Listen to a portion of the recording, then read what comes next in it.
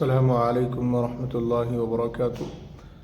امید ہے کہ آپ تمام احباب خیر و عافیت سے ہوں گے۔ ابھی ایک ویڈیو یوٹیوب پر گردش کر رہا ہے، سوشل میڈیا پر گردش کر رہا ہے کہ علماء اکرام جمعیت کے دفتر کے باہر کھڑے ہوئے ہیں اور ان کو تصدیق نہیں دی جا رہی ہے، جبکہ ان کے پاس دارالعلوم، مظاہر العلوم اور دوسرے بڑے اداروں کی تصدیقات موجود ہیں، لیکن ان کو تصدیق نہیں دی جا رہی ہے۔ آپ اس ویڈیو میں دیکھ سکتے ہیں۔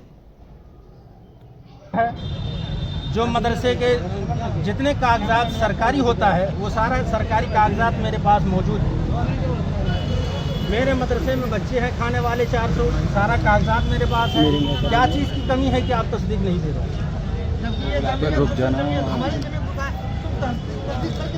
اور یہ جمعیت ہماری یہاں بھی ہے، علاقہ میں ہر علاقے میں تصدیق ہے۔ جب یہ جمعیت ہمارے علاقے کی تصدیق دیا تو آپ اس تصدیق کو دے کے یہاں تصدیق کرو گے۔ یہاں علاقے کی تصدیق ان کے پاس ہے، جب تک علاقے والے مدرسے کو نہیں دیکھا تو تصدیق کیسے کی؟ اور ہمارے پاس گجرات کا اہم کاغذات ہے، جو کہ گجرات والے 2 کروڑ روپے خرچ کرتے ہیں پورے ہندوستان کے ایک مدرسے کو جا کر کے بچہ کو گنتے ہیں۔ رات کے 1 بجے 2 بجے 12 بجے رات میں داخل ہوتے ہیں اور وہاں اٹھا کر کے بچوں کو گنتے ہیں، چپل گنتا ہے کتنا بچہ ہے۔ جس کے مدرسے میں 70 سے اوپر بچہ ہے، یعنی کم سے کم 70، تو اس کو مدرسے میں شمار کیا جاتا ہے، ان کو تصدیق دی جاتی ہے۔ ہاں بتائیے، یہ سارا کاغذات میرا بولیے نا۔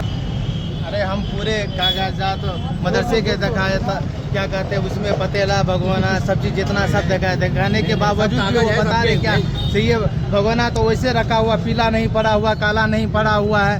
تم کہاں سے کالا؟ وہ تو دھو کے رکھ دیا ہے اندر میں، مطبخ کے اندر رکھا ہوا، پھر بھی ہم اس کو تالا توڑوا کے بتائیں، پھر بھی اس پہ اپسیٹ نہیں کیا ہوا۔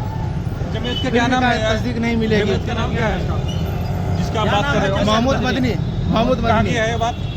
یہ مالیگاؤں کی ہے آفس۔ جیسا کہ آپ نے اس ویڈیو کے اندر دیکھا، یہ بڑے ہی افسوس کی بات ہے کہ چند لوگ جو کسی عہدے پر فائز ہو جاتے ہیں اور اللہ ان کو کوئی مقام و مرتبہ دے دیتا ہے تو وہ اپنی اوقات کو، اپنی حیثیت کو بھول جاتے ہیں۔ یہ علماء جو چندے کے لیے نکلتے ہیں، ان کو تصدیقات کی ضرورت ہوتی ہے کسی بھی علاقے میں کام کرنے کے لیے، تو ان علاقوں والوں پر فرض ہے کہ اگر ان کے کاغذات صحیح ہے ان کو تصدیق دی جائے اور ان کا ہر اعتبار سے تعاون کیا جائے، ان کے کھانے کا انتظام کیا جائے، رہنے کا انتظام کیا جائے اور ان کے لیے ہر طرح کی سہولیات جو وہ فراہم کر سکتے ہیں ان کو کرنی چاہیے۔ علامہ رفیق صاحب احسانوی رحمۃ اللہ علیہ کا ایک قول میں نے اپنے ساتھی سے سنا ہے کہ حضرت فرمایا کرتے تھے کہ اگر کوئی چندہ خلوص کے ساتھ کرتا ہے تو اس کی نجات کے لیے یہ عمل کافی ہے، اس کی مغفرت کے لیے یہ عمل کافی ہے۔ اگر یہ لوگ چندہ نہیں کریں گے تو مدارس بند ہو جائیں گے، اب تنخواہ کہاں سے دو گے؟ اب بچوں کو کہاں سے کھلاؤ گے؟ ان علماء کا احسان ہے امت کے اوپر کہ یہ علماء نکلتے ہیں اور بھوک پیاس روزے کی شدت کو برداشت کرتے ہوئے اور تمام پریشانیوں کو برداشت کرتے ہوئے، سفر کی تکالیف کو برداشت کرتے ہوئے 1 روپیے کو حفاظت کے ساتھ اکٹھا کرتے ہیں اور مدرسے میں پہنچاتے ہیں، جس کی وجہ سے پورے سال مدرسہ چلتا ہے۔ میں آپ تمام حضرات سے درخواست کرتا ہوں، خصوصاً حضرت مولانا محمود مدنی صاحب سے جو اس جمعیت کے ذمہ دار ہیں، اس جگہ کے ذمہ دار ہیں، کہ وہ خبر لیں اور اسی طریقے سے جو بڑے بڑے ذمہ داران ہیں، وہ چاہے سرمایہ دار ہوں، وہ چاہے عالم ہوں، چاہے وہ غیر عالم ہوں، سب ان لوگوں کا تعاون کریں۔ یہ اللہ کے لیے نکلتے ہیں اور نبی کریم صلی اللہ علیہ وسلم نے فرمایا خیرکم من تعلم القرآن وعلمہ، تم میں سب سے بہتر وہ ہے جو قرآن کریم کو سیکھے اور سکھائے۔